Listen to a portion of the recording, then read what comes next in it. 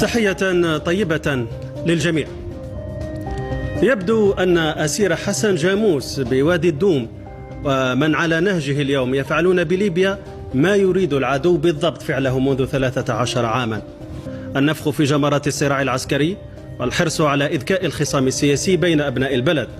فليبيا الشقيقة تثبت تطورات الأحداث فيها منذ سنوات أن أزمتها لا تعنيها، بل هي أزمة فواعل خارجية تتصارع على أرضها بأجندات ينفذها بعض من أبنائها. فبأي أوراق سيناريو مبتذل يحاول حفتر مرة أخرى تحريك رهطه تجاه الجنوب الغربي لليبيا؟ ثم ما خلفية الأزمة الجديدة بين طرابلس والقاهرة بعد زيارة أسامة حماد لمصر؟ وفي الأخير سنحاول الوقوف عند المسار الأممي الذي فشل في التحرك خطوة نحو حل الأزمة في الجارة ليبيا رغم مرور السنوات. 13 عاما من الأزمة ويزيد. فشل ليبي أم إخفاق أممي؟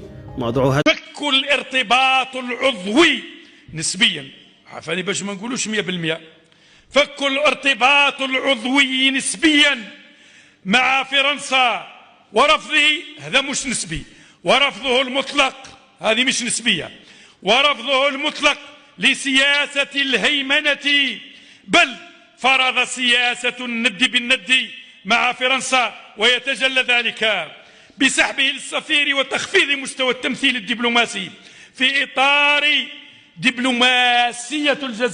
دبلوماسية السيادة تحت عنوان الجزائر منتصرة أو تنتصر.